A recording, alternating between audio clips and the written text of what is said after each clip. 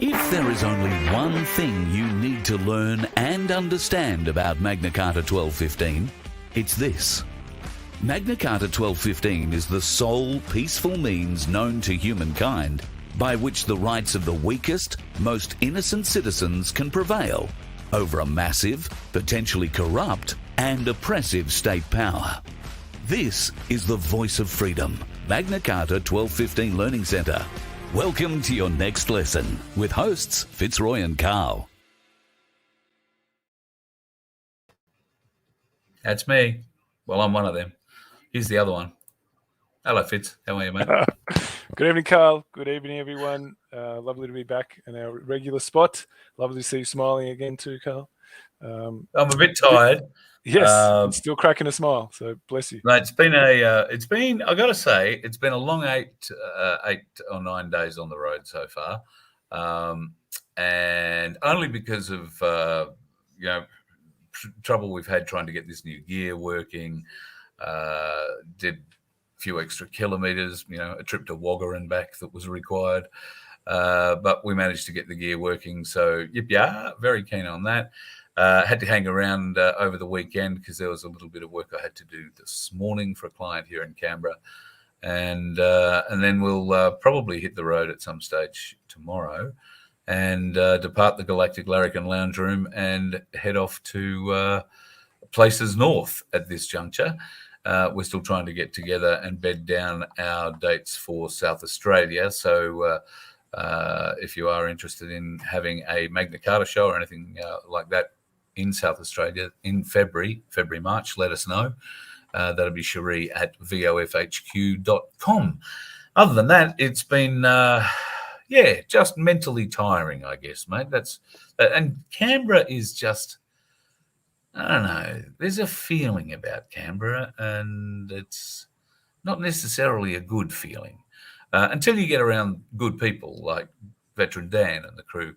The Canberra Standers. They're a great bunch of people and very dedicated and still able to have a bloody good laugh after almost a year daily at the Governor-General's. We went yesterday and experienced a Sunday morning stand, and I got to say, very moving, very moving. I stopped it before we got into the musical side of things because of copyright reasons and all that. I didn't know what they were going to do, so didn't get to see that. But there was a beautiful, beautiful ending to the service with one of the most magnificent renditions of Amazing Grace I've ever heard.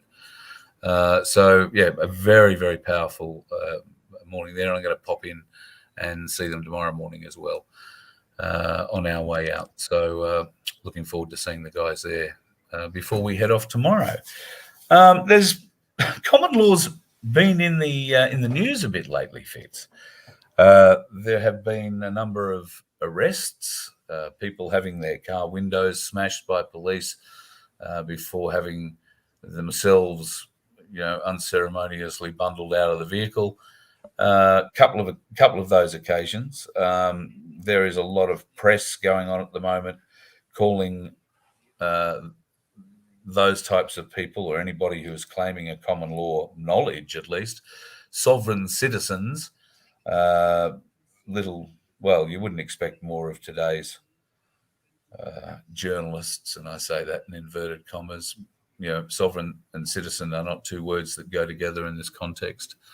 And part the reason that they use it is that they do not understand that. They do not understand the difference. So, Fitz, we got a lot of people now who have woken up to the idea that there are common law people out there. Are they just tinfoil hat wearers? What's going on? Now we're seeing mainstream media get this footage and air it, but they don't air it in a very good way. So what's this doing for the movement? Yeah, well, I actually see it as encouraging, to be honest, because no movement's ever perfect. They have to learn and fumble their way through things. It's more about the resilience and the resolve. So if it's now making mainstream coverage, that means they're in a panic, right? Because if they're trying to shut it down by getting into people's minds to make them look like they're totally out of their mind for standing up for rights, right? And the media can do whatever they like, right? We saw what they did with COVID. They twist things that are totally irrational, that no one would ever accept, but they can just twist it in a way, because that's what they're paid to do, to make it appear as if this is the rational way to do things, and anyone who defies it is irrational, right? That's their expertise. So the fact that they're turning people who are standing up against tyranny and turning them into like their mental cases is very encouraging, because that means they're in a panic. So I actually see this as a positive thing. Now it's a process of elimination, right? So now it's about, are people going to learn what the things to do that don't work? Are they really going to learn this, right? And eventually it always comes back to the same thing. People will go and they'll choose what seems to be the path to least resistance, and there's never any principle involved, right? They'll choose that first, and they'll exhaust every avenue down that path because they get psychological comfort from it. At the end of the day, once they, exhaust all those options, there's only going to be one left, right? But they don't want to do it the fast way. They want to do it the slowest, agonizing way they can find, and exhaust all those options. And when there's no options left and there's nothing else but principle, that's when they'll settle on it, But we could have done this a lot quicker if we just went straight to principle. But human beings have a way of making this agonizing. So this is part of that process. Yes, I think that is part of the waking up process. We've got to go through it first to find out how we could have done it in a less painful way. Yeah, and unfortunately, this is all part of that process. So, we're going to go through a bit of that tonight, actually. And the footage that we promised last week, we're going to lead with that tonight. So I'm really excited we get to show it. Well, let's do that. Let's kick off. So do you want to do that introduction on that piece again? Yeah, so this is the project. Couldn't believe it when I heard it and saw it. I'm like, oh my goodness, this is amazing. I was so excited to find out about this, because they've actually gone out of their way to make sure they commit sedition, and there's evidence of it, right? This is evidence. They have denied the only constitution that exists across the entire Commonwealth realm, right, and called it part of the sovereign citizen movement. They've bundled it all in together in the one, and then they make a parody of it, right? And so it's just brilliant. Like, you got to think how badly they're panicking. That they were even willing to do that. Yeah, so this is wonderful. So we're going to break it down at the end. We'll play it. It goes for about 5 minutes, and then we'll break it down into small pieces so you can understand just what they've done. All right, let's have a look. A former magistrate has hit out at the sovereign citizen movement, saying none of them has successfully proven their case. So what exactly is this group about? Sovereign citizens. They look just like you and me, only they're exempt from the laws of the land, aren't required to pay taxes, and don't have to obey the will of courts, either law or food. At least that's what they believe. I'm private, so I'm not under any public law. Natural license? You're just operating under your own... Law of morality, LORE. Sovereign citizen origin can be traced to an American group in the 1970s who promoted anti-government conspiracy theories. But the movement has exploded recently in the wake of pandemic response measures. Look, the tinfoil hat-wearing brigade are alive and well out there in our community, and they're taking every opportunity to leverage the current situation to serve their own ridiculous notions about so-called sovereign citizens. The core of their belief is that anyone must first consent to laws in order to be governed by them, a sort of opt-in box for democratic rule. They often cite Magna Carta in their defence. Not Jay-Z and Beyonce's little-known fourth child, but the Charter of Rights agreed to by King John in the 13th century. Former magistrate David Halpern has heard hundreds of arguments from people who believe they don't have to obey laws they don't like, and says none of them hold water. You don't need a driver license to travel with your automobile. You need a driver license if you make money for what you're doing, if it's for commerce. So is this movement just a handful of people with a misguided concept of freedom, or something we should be concerned about? The former magistrate, David Halpern, joins us now. David, you've had hundreds of sovereign citizens before you in court. What do you think is at the heart of all this? Look, I think the movement has grown considerably over the last couple of years, post-COVID, post the anti-vaccination movement. I think that gave it a boost. And I think that people are looking to challenge the law, which is a healthy thing, but this is really the extreme end of it. And people seem to be after a quick fix to avoid penalties and fines and their own liability for things that would otherwise be crimes. What I don't understand is, isn't the point of the sovereign citizen that their claims wouldn't hold up in court. So they're trying to claim separation from the legal system. There's two players at work here. There's the people who come to court and try and argue it, and then there's the people behind the movement who are selling kits online and selling the story online that you can beat your charges by claiming a pseudo-law argument that you're a sovereign citizen, that you're a member of a corporate state, that if you change your name to a person, that magistrates have no power. And those people are the ones who are really promoting the argument and quoting all these cases that they say they've won. So that's right. The whole idea is the law doesn't apply, and then they come to court and argue that the law doesn't apply.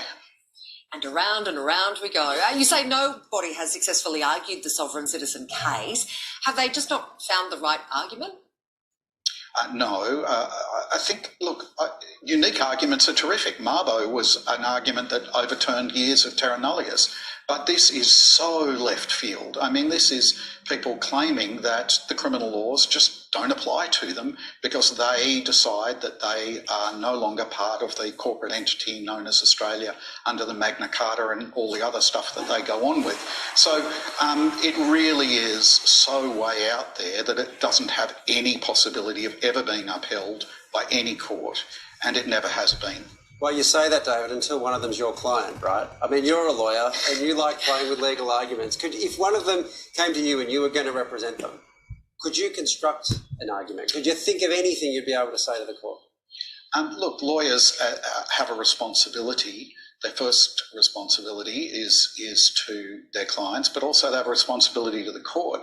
And if I was asked to put some of those pseudo-law arguments, I would say, no, I've got a responsibility to only put arguments that carry some legal weight.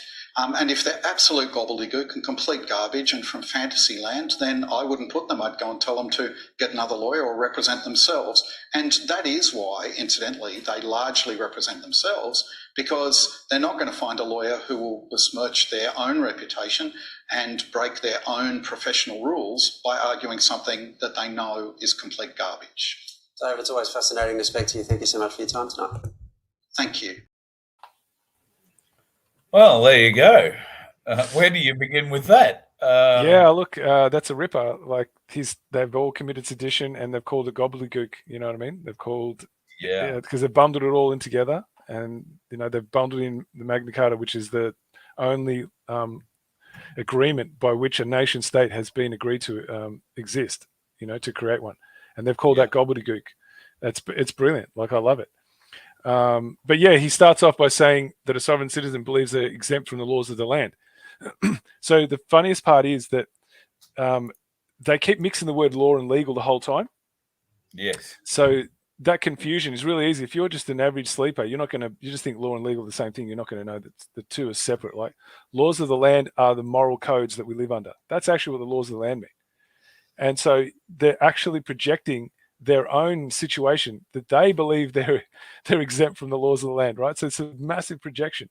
This is the funniest part, right? Because they're running a legal system. And if we've gone over this before, anyone who knows the definition of legal is the undoing of God's law. And what's another way of saying God's law? The laws of morality, right? So they believe themselves to be exempt from those very laws. So they're telling you what they're doing. And he does it over and over again. So it's quite funny. And so he says, they believe they don't have to pay for taxes. And now there's so much evidence coming out that this whole taxation department is one massive fraud, right? But the sleepers don't know that. So they're going to present things in a way where the sleepers believe this is a good moral thing to do to pay your taxes, right? So what they're doing is they're triggering on those nerve centers that the sleepers are still attached to, right? So they're triggering their emotions by presenting it in a way that makes it look like these people who are these sovereign citizens, right, these baddies, right, believe themselves better. That's what they're really doing than everyone else. It's the way they frame it, right? So it's got nothing to do with reality. It's all in the framing and what's suggested in the framing. And then they drop a really ridiculous one when he says they believe themselves to be exempt from courts, and food courts. And then they show a picture of a food court. Yeah. It's like, what's that got to do with anything? Yeah, that's no totally sense. Nonsensical. So they're even showing you what kind of a clown show this is, right? And I did see someone else try and cover this, another sort of truther channel, and they just glossed over all this really important stuff.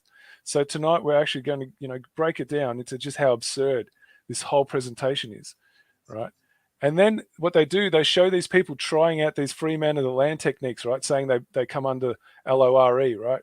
I was going to ask you, can you explain to people who may not know the difference between LAW law and LORE law? So LAW law, if you go from the codified position, the ones who believe they're using common law, but they're actually using codified law, LAW stands for land, air, and water, right? These three different jurisdictions. Land is the law of the land, which is meant to be the moral laws that we live under, that we know the universal principles of morality. Air is ecclesiastical, and what they say that is above the laws of morality. That's what those who believe it. Like ecclesiastical is the highest law because it's up in the air, right? And then they've got the water, which is the law of the merchants, right? So that's the law of trade, commerce. And so that's what people who use LAW to mean something that's been invented by a religious superstition, and they call themselves common law gurus, they explain it that way. Then you've got LORE, which is very similar, and they say that that's what the First Nations people operate under, which is not actually true. They never had anything to do with, because theirs is land, ocean, river, and earth. Now, river and ocean, they're two versions of water. It's just absurd, right? So it's like saying now this is a more holistic approach. This is all white man stuff, this LORE stuff. They don't have that, right? It's not even in their language. Yeah. But they get you to try and believe it is, right? So the two things are different versions of the same fraud, right? So they get these people, who are on camera making stuff up that doesn't exist in reality. And then they try and bundle them in with people who are actually standing on principle, who actually stand on that constitution that is actually verifiable, that is the highest code of conduct of any nation within the British Commonwealth realm, right? And they try and bundle all of that in because they know that the average person doesn't know this. And then they try and say that, the sovereign citizen movement starts back in the 1970s in USA. That might have some foundation, but that's got nothing to do with the Magna Carta. So they what they do is they try and shove everyone into that one tiny little confined space, and they never show the nuances. This is not about information. This is all about tarring us with the same brush to make us all look like we deserve to be punished for being freaks. That's pretty much what the message is here. And then they say things like, that we don't consent to laws that we don't like. That's basically what they say. Well, you can't not consent to a law because a law is something that's universal.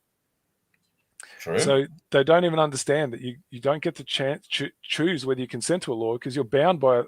If you understand the true meaning of a law, it's the actual conditions upon which we live under that our survival is dependent upon. So you can't consent to it and get away from it. It's not a thing you can do. So, but the way they structure it is that anything the government creates, is a law, right? And then they say we don't need to be governed by them, right? And then they chuck all the people who are, proponents of Magna Carta under that. But then how do they do it? They start mocking it, trivializing it, making an association with some celebrities, right? Like, what the hell's that got to do with anything? And then they make this very brief comment about King John, but then tie it in with these. So it's totally bamboozling. It's like the best clown show in town. And then they say they don't obey the laws they don't like. Again, it's got nothing to do with laws. It's got everything to do with this fake system. And that's now, you are now like a scoundrel if you want to stand up for the laws of morality. But you'll never see it that way because they're presenting it as in the government is the ones who are on the side of morality. That's how they present it, right? They're here to look after you based on what's moral. Yeah. And so it's all about the phrasing, right? It's just the twisting and the inverting. And then he does a ripper, this guy. I mean, I've never heard of this guy. I don't know if anyone else has. I'd love to find out if anyone's ever heard of this guy. But when I look at him with his puffed up eyes and his saggy lip, this guy looks like he's just had a stroke, right? And he's barely speaking. And his eyes are wandering all over the place. So I don't know where they dragged this guy from. He could be an actor. We just don't know. Oh, I've just looked him up. So Harm Reduction Australia was appointed a magistrate in 1998. And it was at that time the youngest magistrate in Australia. He retired in May 2020. He's an AM, a radical lawyer, apparently. He's an AM. Well, there we go. That's all we need to know. Well, once you've got a medal. Once you've got a medal. Yeah. He's a made man. He's in the club. Yeah. So, he's just one of the made men in the mafia that's protected. So yeah, I'm just looking at him going. Thank you, Paul, for your sticker. But Paul raises an interesting point here, which I'm going to bring up with Spiros tomorrow night when he asks or answers some legal questions. During lockdowns, police issued millions of fines only to be cancelled. Why? Because the law was wrong. Now, those people that were issued those fines, I'm starting to think, might well, and particularly the ones who have had paid those fines and had not had the money reimbursed, but there might be others for mental anguish and everything else suffered under those illegal fines and the actions taken by particularly Victorian police to enforce them. I think that's going to be an interesting question tomorrow night for Spiros. So thank you, Paul, but be listening tomorrow night. I reckon that's going to be the question of the night tomorrow night. Although I've got a few really good questions for him tomorrow night, so watch out for that one. Spiros tomorrow night on the show. Hello, Tasha Marie. Don't know who's the desperado, but lovely to have you in for the show tonight. JJ, you too. Of course, the inimitable Sunflower is with us. Hello, darling.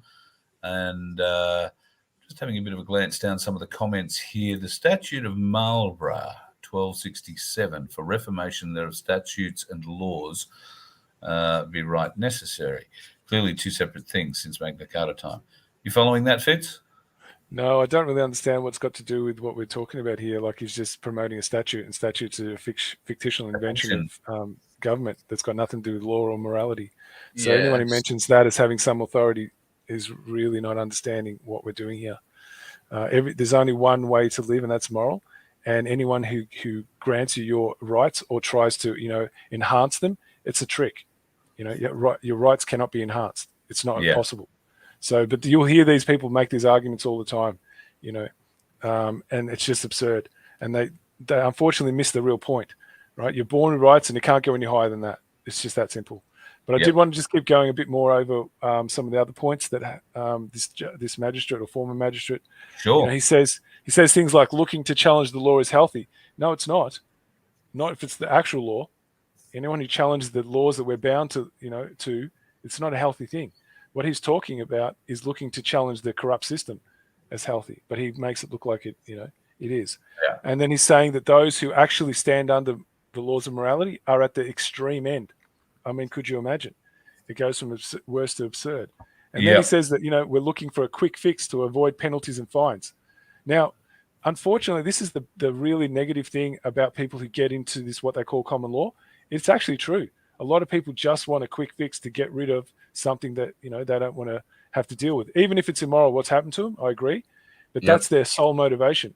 And that's why 1215 Magna Carta isn't sexy for a lot of people, because it doesn't give you that psychological comfort that you're going to get a win. And most people, we've gone over this, guys. If you've listened to the other lessons, we spoke about what competition does.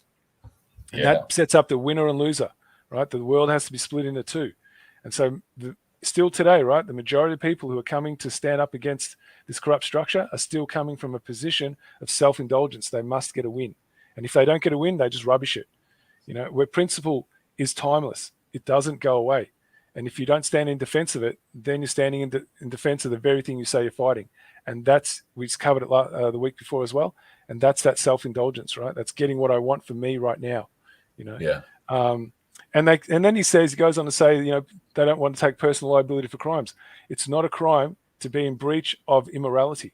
That's an oxymoron, right? So they won't go and explain any of this. They'll just phrase it in a way that if you don't accept these criminal impositions, there's something the matter with you, And then the female host goes and phrases it, says the point of sovereign citizens is that they don't hold, any credence to these courts, these fake courts, that they're claiming separation from the legal system.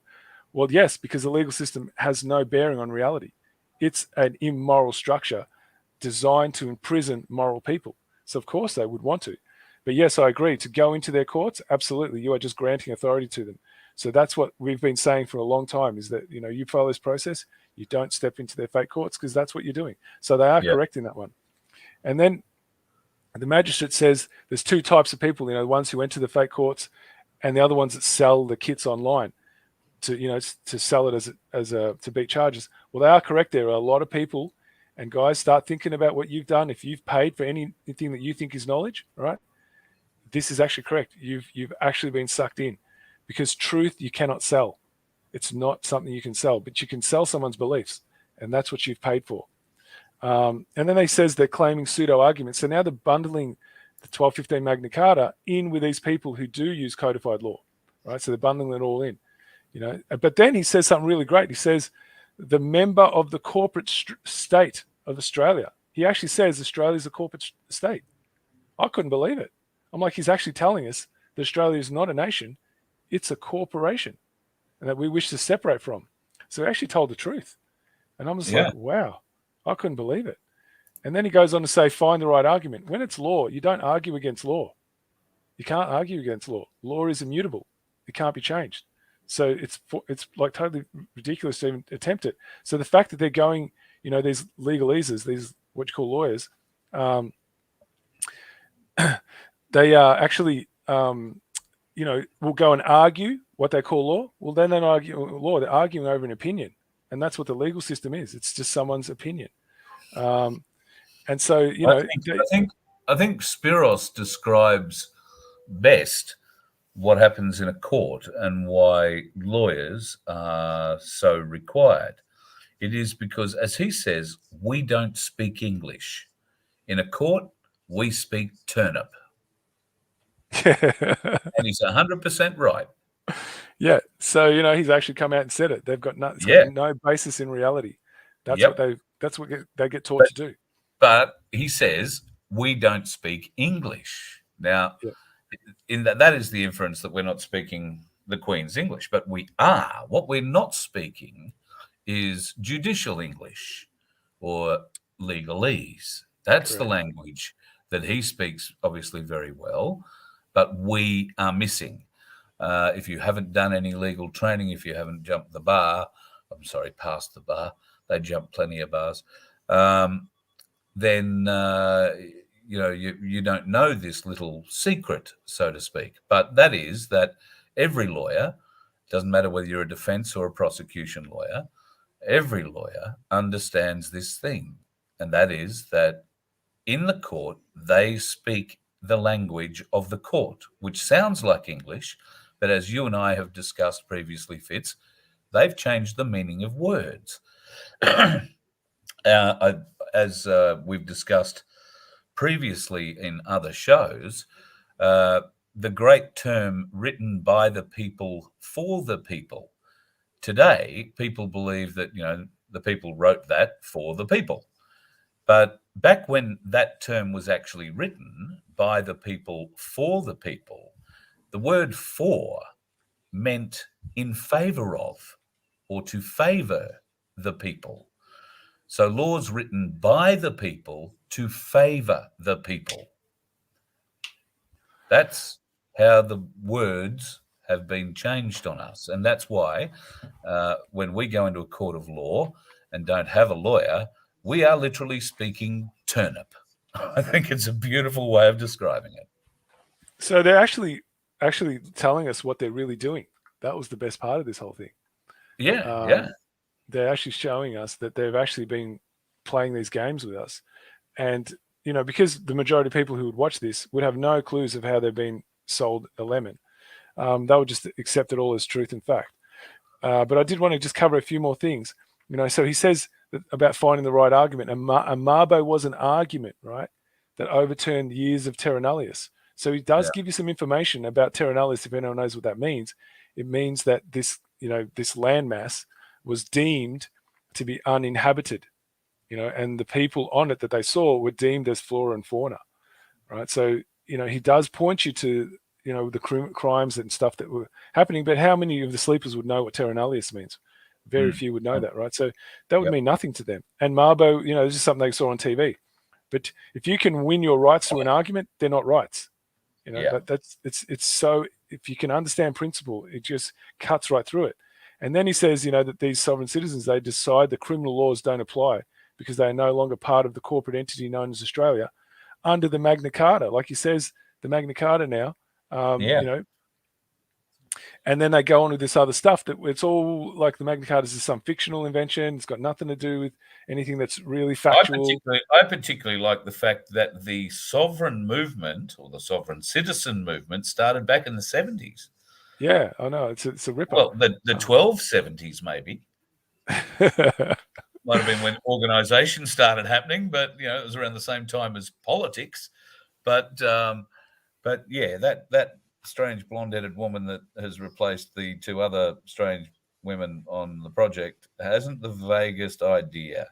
And I have a sneaking suspicion Sarah is a little older. She's, I think, mid-40s. But I guarantee that the copy that she's reading is being written by some, little thing that's just come out of university and has an opinion that thinks the opinion is more based in fact than fact. Yeah, well, I mean, once you pay someone who's immoral enough, they'll do whatever they need to get that money. And so we know what these commercial stations are all about. They just find the most immoral people that can present like they're moral. It's just, an inversion of truth. But, he's saying things that, and he bundles Magna Carta in, that they're so way out there, it has no way of being held up in their fake courts. Of course, it won't be held up in the fake courts because anything that's based in truth has got nothing to do with their fake courts. And then that Waleed, he says, you're a lawyer. You like playing with legal arguments.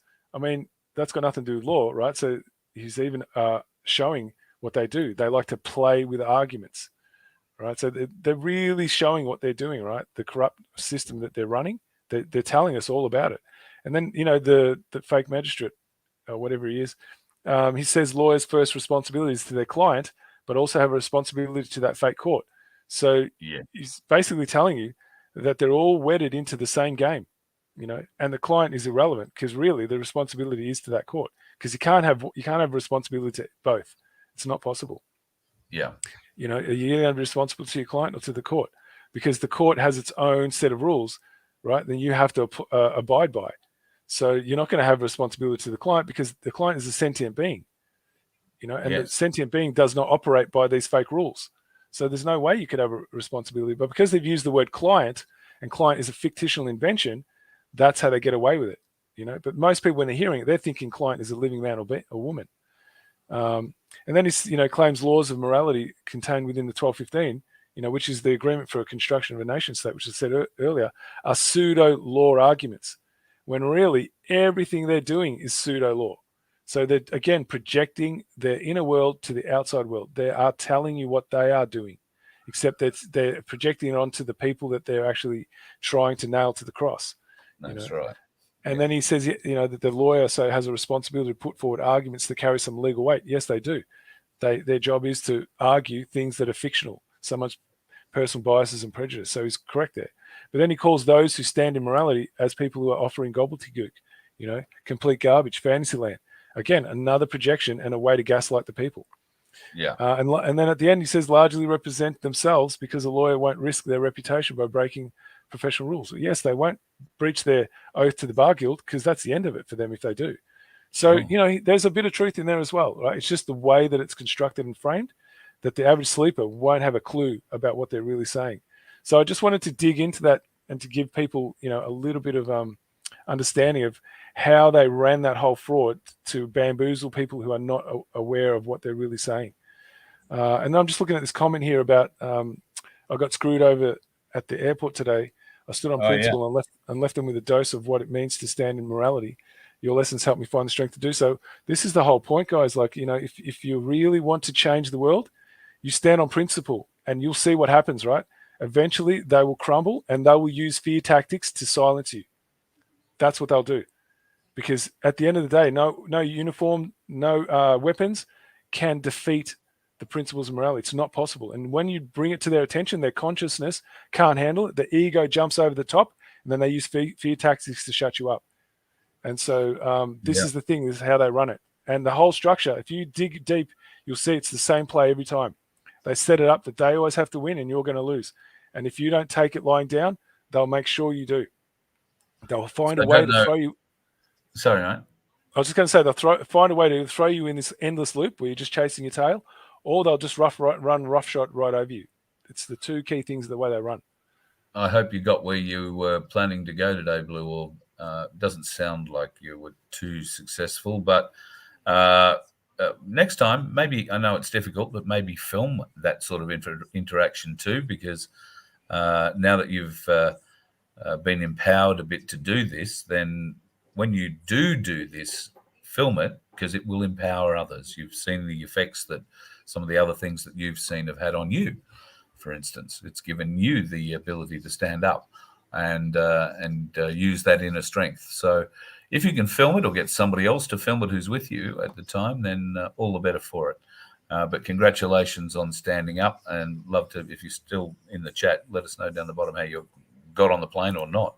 But standing up on principle is absolutely ideal. And you're getting a lot of congratulations in the chat that I'm seeing. Somebody in there says they don't see anybody else in the chat, so they think it's all fake and have disappeared off. They could be in any one of 1, 2, 3, 4, 5, 6, 7 chat rooms. And I'm not sure that anybody else is in theirs. Yes, Truth Voice says they spoke gobbledygook and gibberish.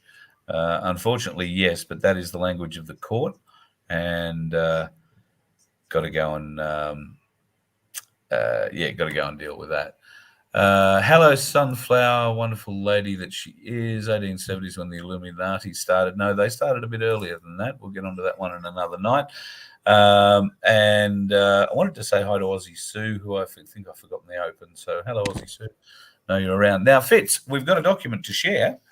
Yes, so this got sent to me, and when I read it, I'm like, oh, this is perfect, right? This really explains why there's so much fracturing in the movement, the freedom movement, and that it's a deliberate thing, and how many people get sucked in. And it's too long to read the whole thing, so I've only requested to read up to one section, and we can break it down into different sections on different lessons.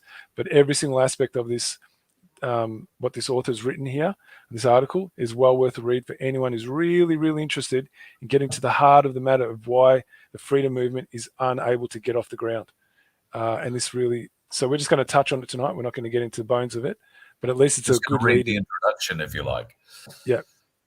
And it's called Economic Resistance, and the author is Charlie O'Neill. This was only written on July 4th of last year, and some really interesting artwork to kick it all off. You might want to freeze frame that at some point and actually go and have a bit of a look at how intricate that artwork is and what it is. Introduction. One of the characteristics of the current system in the near limitless funds it can deploy on any given project, a result of the extensive credit creation abilities given to it by the fractional reserve banking system. Coupled with the system's intense focus on any dissident group that could disrupt its core projects, this creates a situation where any serious anti-system movement is almost guaranteed to be flooded with a bewildering array of infiltrators, saboteurs, informants, as well as generally well-meaning yet disastrous individuals who are steered towards it on purpose by covert regime propagandists. The goals of those who've been sent to deliberately infiltrate or missteer a dissident movement in this way are varied, depending upon the particular nature of the movement in question and the perceived threat it poses to the ruling regime. But, in general, the objective seems to be to cause as much misdirection, kookiness, infighting, and poor decision-making as possible. The idea behind this approach seems to be that by occupying the space of any potentially effective opposition and filling it with ideas, individuals, and approaches that are both doomed to fail and inherently off-putting to the greatest number of people, the system can effectively neutralize any possible threat that might otherwise emerge towards it from that quarter, as well as wasting a huge amount of dissident time, energy, and funds that could otherwise be used in mounting a more effective resistance in general. For this reason, it is generally futile to spend more than the bare minimum amount of time trying to expose or refute those groups or individuals which we perceive to be, in some fashion, compromised or infiltrated. The very act of refuting or exposing them actually plays into the regime's hands, in fact, as part of the point in deploying such tactics in the first place was to waste our time and misdirect limited and precious energy that could be better employed elsewhere. Besides, given the system's effectively infinite reserves of funds and energy as compared to our own currently minuscule reserves, the result of exposing one of its agents or the ideas they are pushing will simply be that the resources which currently support them are immediately poured into some other similar project instead. Given the aforementioned almost limitless credit creation abilities of the system, this process could obviously continue almost indefinitely. In addition, another, in my opinion, secondary goal of this kind of sabotage and infiltration is to increase paranoia and distrust amongst those who genuinely oppose the system. This is obviously only exacerbated by people exposing ideas and individuals which were previously trusted within the movement in general. However, given the presence of numerous bad and terminally ineffective actors amongst dissident ranks, questioning, examining, and uncovering such individuals and ideas is unfortunately necessary if we actually want to achieve anything significant, rather than simply creating a feel-good echo chamber for ourselves. For a number of reasons, I have decided that this is a case where it is in fact worth spending some time looking into a particular ideology, common law, which it continues to enjoy wide support amongst dissident circles in general. Firstly, because I feel that the wider dissident movement, which crystallized out of a number of disparate smaller movements in response to the COVID coup, is currently losing its coherence and focus that this has occurred. And this has occurred in no small part to the increasing proliferation of smaller side movements and subgroups such as common law, free energy, anti-5G, etc., amongst those who were originally united around opposing the system as it actually and observably exists. Secondly, because beyond diverting vital time, energy, and money from our movement, which is bad enough in and of itself, the common law cult is also actually a net negative for many individuals within it. Many of the people who adopt its procedures and philosophy cannot afford the costly repercussions of failure, and I myself know of one individual who fell foul of common law advice they were given and only narrowly avoided serious consequences as a result, whilst also incurring significant financial losses in the process. Thirdly, I've decided to give my opinion on this matter because I feel that it is vital for us to speak up whenever we see people spreading the ideas we believe to be false and or useless within the dissident movement. After all, if we were not as effective, realistic, and focused as we can be, what hope can we stand of opposing a system that has effectively unlimited funds, vast manpower, and control of the means of ideological formation at its disposal? But beyond exposing the common law cult in particular, I hope this article will help people to reverse engineer how the system goes about sowing confusion within dissident ranks and how it manages to misdirect and frustrate its opponents in general. If the dissident movement could finally understand the mechanism used against it for this purpose and why they are so effective, it will hopefully not fall into similar traps in the future.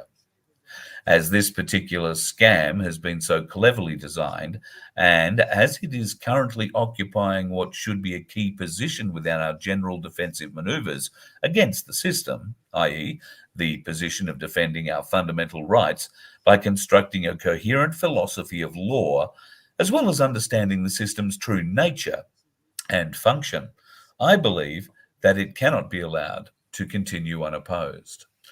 I aim to show how what is usually referred to in dissident circles as common law is not only a completely different thing to the solid tradition of actual Anglo-Saxon common law, but is also incoherent and unverifiable as most of its unique claims go as well. I hope that by writing this essay, I will enable those who are sincere about reclaiming what should be their inherent rights and defending those of others to do so from a far better position.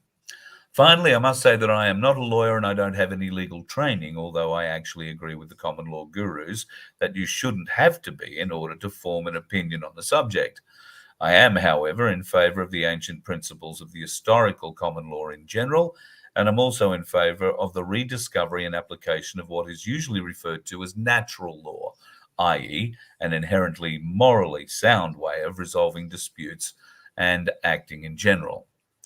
My primary interest, however, is in finding solutions for the dissident movement as a whole. But as this particular issue seems to be diverting so much energy away from important tasks and ideas, as well as causing people to grow seriously complacent regarding the system they are actually opposing, I've decided to spend some time explaining why I think that the ideology which calls itself common law is a dead end for our movement in general, as well as for the various individuals within it. Given the wide scope of the claims being made by those defending it, and the fact that most of the gurus I have come across make a whole range of different claims regarding it, as well as the lack of sources available to check most of its foundational theories against, I have researched the subject to the best of my ability. I welcome any criticism in the comments and will do my best to follow that up. Now, that is written, we'll go back up to the top, to Charlie O'Neill. And in the chat, I am posting a link. Fitz, that's all right, isn't it? Yeah, please do.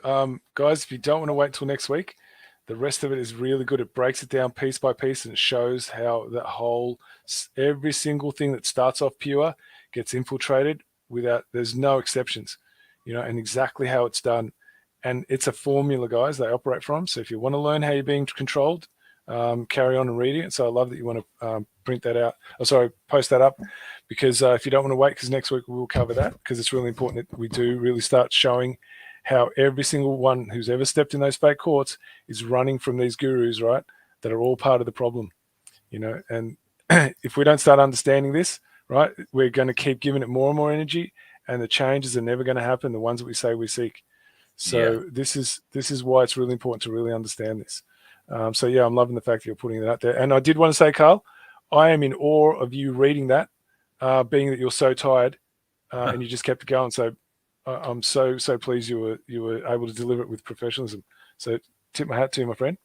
Thank you, mate. I did fall over a bit of it, but that's all right. I am tired. Well, for the most part, the intonation and everything, it was all had energy behind it. So that was the most important thing. Try and get all the words right and put the correct emphasis on the right syllable. It makes all sorts of difference. Yeah, so we're just going to finish on some videos that I found. It's all of the same recording, but I just took some excerpts out that were really, really pertinent and connect in with this whole structure we've been living under. So there's only 3 short ones. So I'm hoping they're ready to go, and we might even finish under an hour. That'll be amazing. Woohoo! What are we at? Yeah. 48. Well, hang on. Let's get into it. So the first video I have up is contract slave trading. Yep. So this is like really understanding that nothing's changed since, the classic slave trading where it was in your face, right? They've just found a different way to do it. So it's a really, really quick brief. Yeah, basically getting us feeling that we're obliged to the government, the Commonwealth and corporations. And in reality, what they're doing, whether people like it or not, they're basically trading us as a part of their commerce. Yeah. And this is not unusual, because you look at the last 500 years of what happened to the African mob, that were taken across and basically enslaved and taken across to places like America. And they were literally traded like stock. So it's not unusual, I think, but we're still chattel today. Yeah. And still traded. What that looks like is that people are getting money for trading. You know, like people do get money for children that are removed from their families. They do get paid for people that are being incarcerated and so forth. So it's still exactly the same system that we're experiencing. But the problem is people aren't waking up.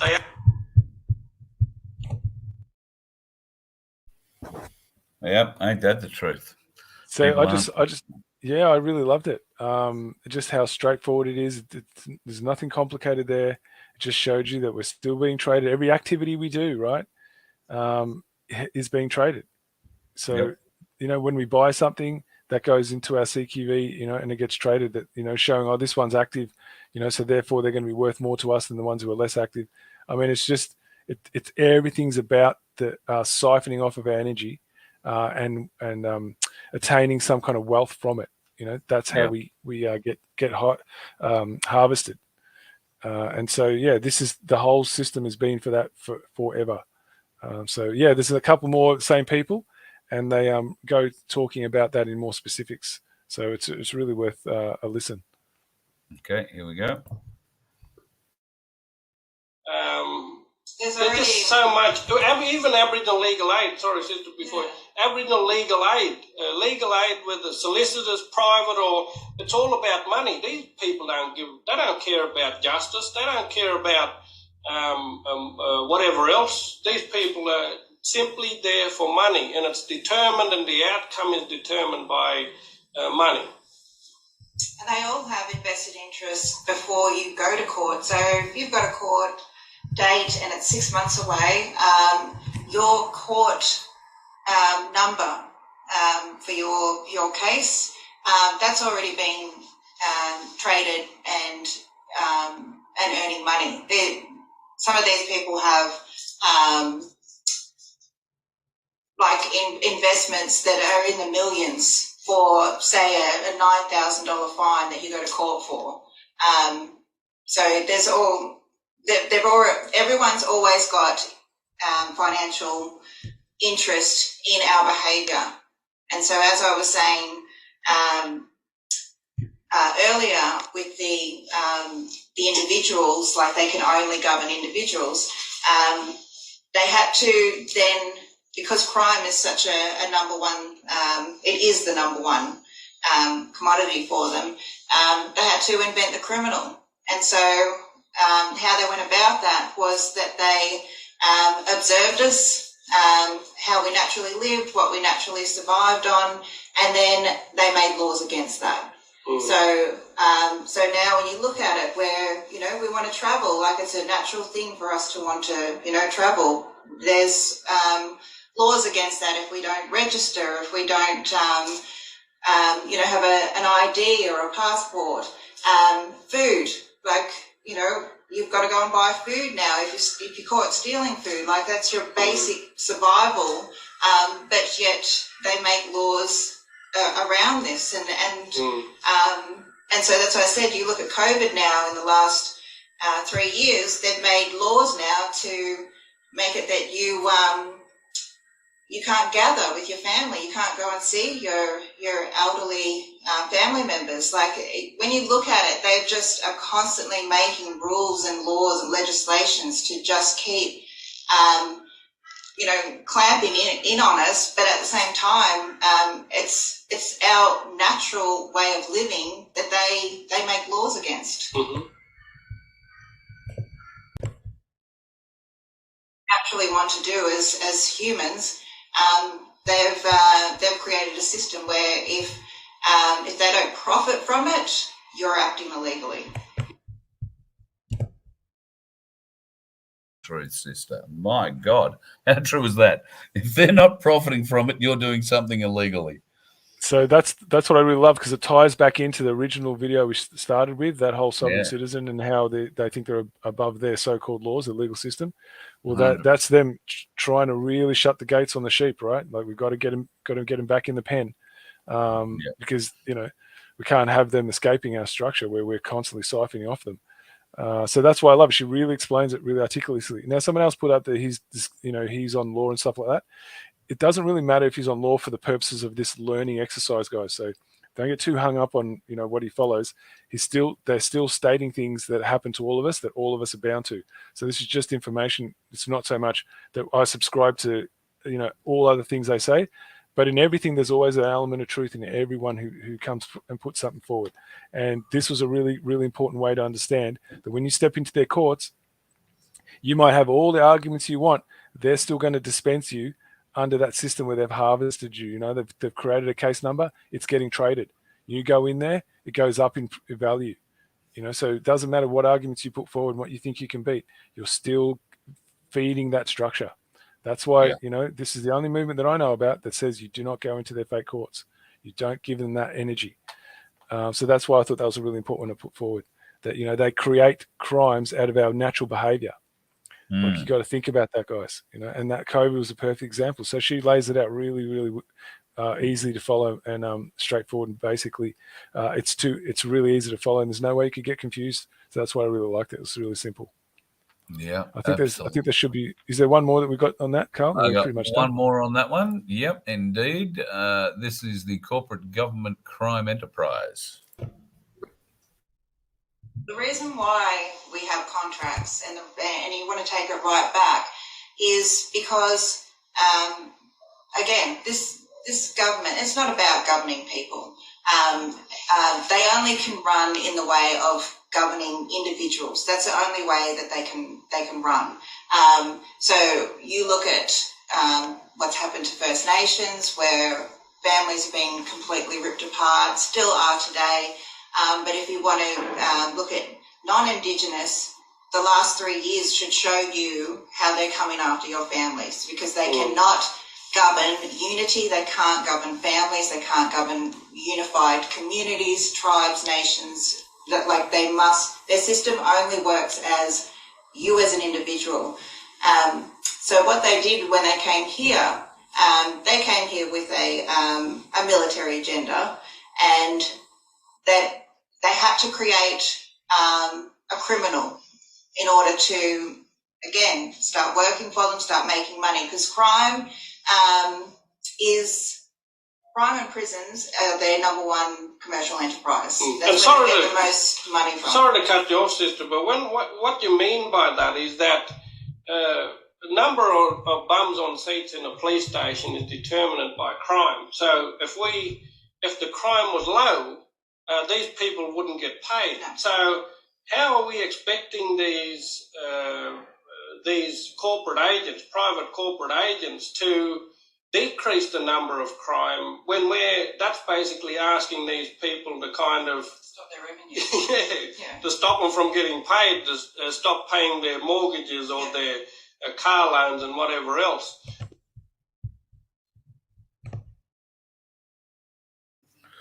There you go.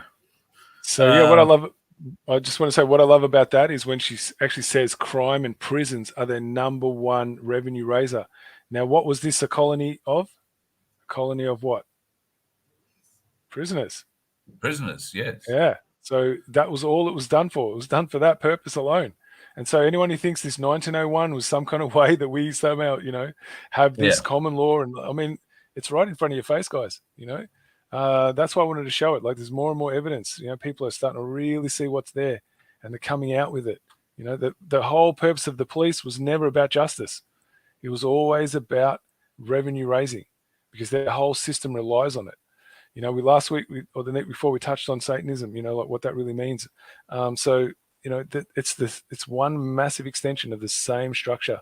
And so, if that's not enough evidence for me, guys, we're always finding new evidence for you. All right.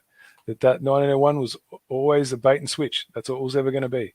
It was never going to be something about where you were going to have control, because you can't run a prison colony like that. You got to do it by stealth, and that's all this ever was. So I'm hoping that's going to give you guys a little bit more food for thought, the ones who are still sitting on the fence and can't see the truth for what it is. We've just got an announcement to do, Carl, and that we're pretty much done. Mate, get into the announcements. I haven't got the page. It didn't turn up. So it was just, was it like a PDF or a PNG that I sent you? It was just haven't got it. I do have the these sorts of things from last week. Yeah, so I didn't send you the file. Bugger. No. I got it was just it's just part of our promotion that we, not so much promotion, but our what am I doing? My brain just stopped working. We're doing like a little peak. We're piquing people's interest about, asking questions about what's really happening. So it's one of our awareness campaigns. The police conduct card we did last week, but this one was just about Magna Carta and what it really is. That's all it was. Let me just go back. I'm just making sure. So we just had a few points, and they're up in the Knowledge Centre. I've seen you put the links up, guys. This is about us all working together and putting the knowledge out for people. We've got these resources in the Knowledge Centre, guys, and the Telegram channel. The link's up there. If you want to be part of the solution, we are actually starting to promote the truth, that which stands on moral principle. We have the resources for you to actually start sharing that out into your networks. And the thing is about that, you never do it once. You do it, 12, 13, 20 times. You just keep hitting it because people won't get it the first time, right? It's after the 11th, 12th, 20th that they start actually hitting them. So if we all work together and just start sharing this out, just like if we start, backing the social proof channel and start calling up these stations and courts, these fake courts, and asking them these questions, what they really are, and getting them to answer it, you will get a lesson in life yourself when you do it. When you hear the actual real life response where they say, I don't know, I've never thought about that. It's a moment, where you're actually holding your breath going, I can't believe you just said that, right? Someone who carries weapons doesn't know why they are and how they got to that position. They have no idea, and that's terrifying when you actually hear them say that. And so, we've got some of that social proof. Hopefully we're going to cover that next week, because I did send you those voice files. And you're going to hear, what these people who work in courts and police stations, what they actually have to say about how little they know about the true responsibility that they carry and the consequences for that, how little. It's really terrifying, guys. And so we need to all work together, so we can get more and more of this evidence, so we can get it out, guys, because we are the media. So we need to actually work like media and be organized. And so this is an opportunity to jump on these channels, guys. Carl's put them up in the chat here, and start working together and be the new media that gets the truth out, not the fake version, but the actual one that's verifiable. So I'm hoping you guys are willing to jump on and be part of the solution. Daniel, I'm very keen to learn more about your quantum grammar and how you smashed ACAT with it in 5 minutes. Can you email me, carl@vofhq.com? And we will hook that up. I'd be interested in getting you on for a bit of a chat. And if you can show me through that and we can share it with people, I'm sure a lot of people would be interested to learn what syntax grammar is all about. I have a basic limited understanding of it. Look forward to hearing what you have to say. What are your thoughts on it, Fitz?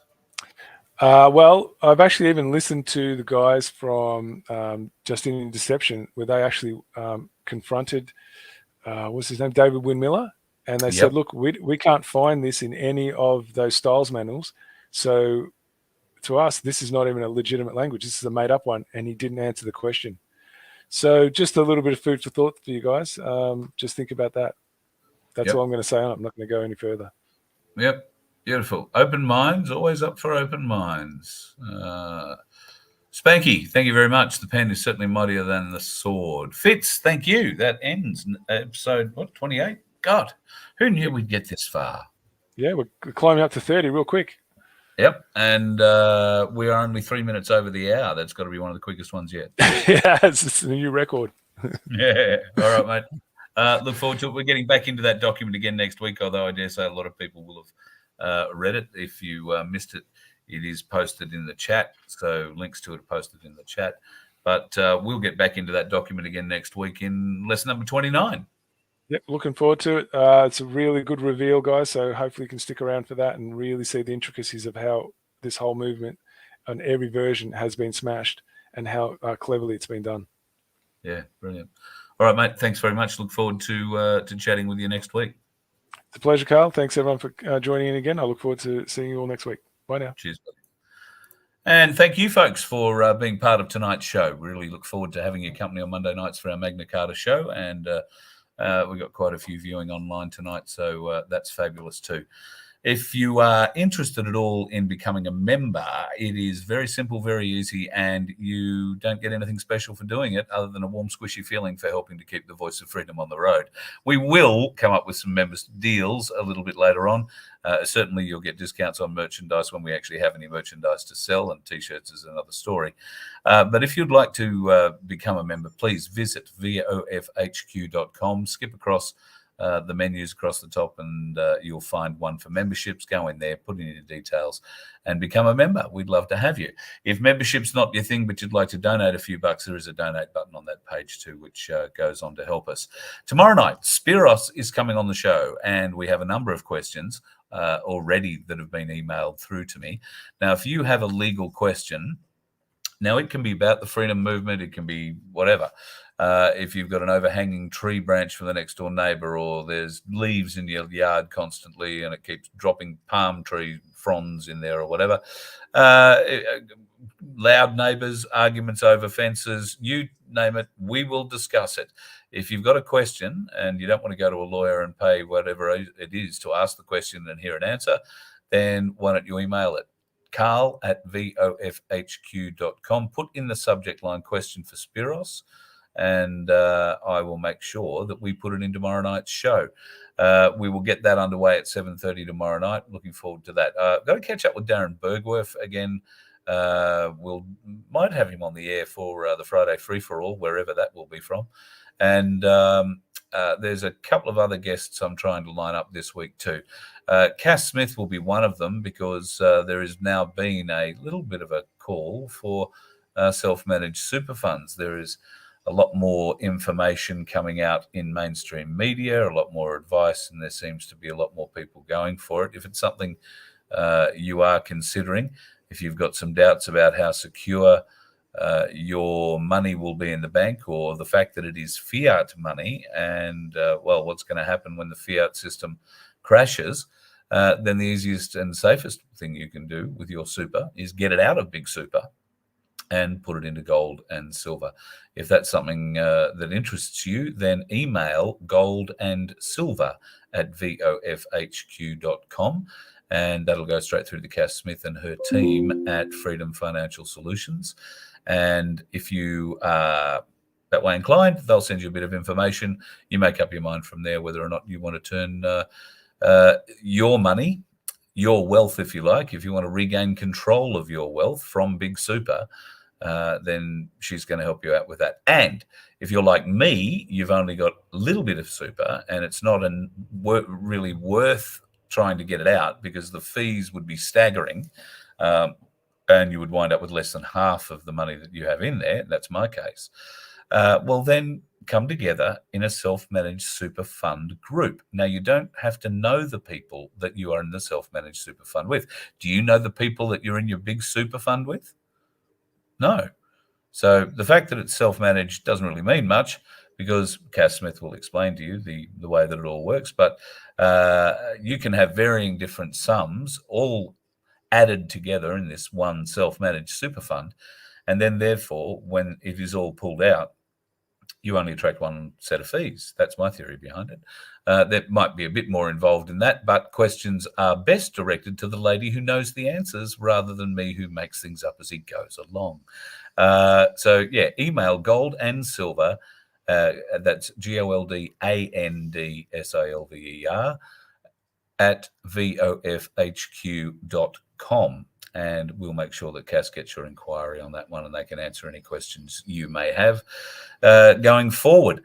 Thank you very much, folks, for your continued indulgence with the Voice of Freedom. And there is certainly some interesting things happening in the world.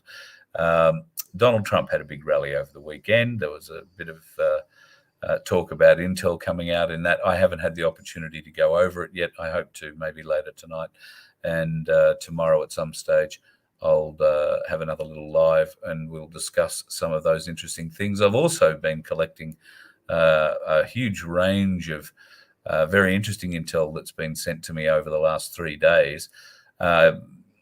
We'll cover this tomorrow as well, but we did mention that there were some strange boxes being put around Hobart Hospital, around the morgue area of the Hobart Hospital, big air-conditioned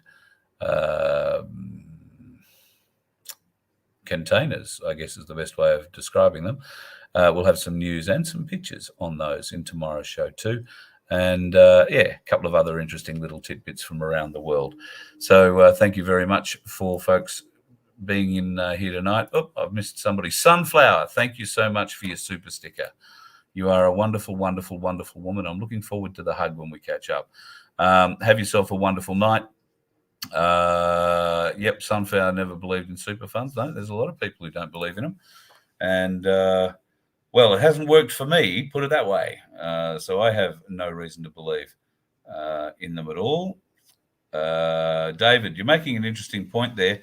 Good luck with the dry thunderstorms that look like they're heading towards Tasmania. I think that's where you are. And oh, that wasn't good. I just pushed something out. Yeah, storms, dry storm coming to Tasmania. Lightning strikes, never a good thing, particularly as things are very dry. I've noticed that around Canberra here too, although there was a bit of rain here earlier, and now it's got quite steamy for a bloke who comes from Queensland. You can see I'm starting to develop a little sweat tune. So weird. Anyway, folks, have yourself a wonderful time. Next time we chat, I'll be somewhere other than in Canberra. Couldn't actually tell you where exactly I'm going to be at the moment because, well, that'd be telling. But rest assured, if there are dickheads out on the road, we'll be avoiding them. You let one ant stand up to us, then they all might stand up. Those puny little ants outnumber us 100 to 1. And if they ever figure that out, there goes our way of life. It's not about food. It's about keeping those ants in line. That's why we're going back. Does anybody else want to stay?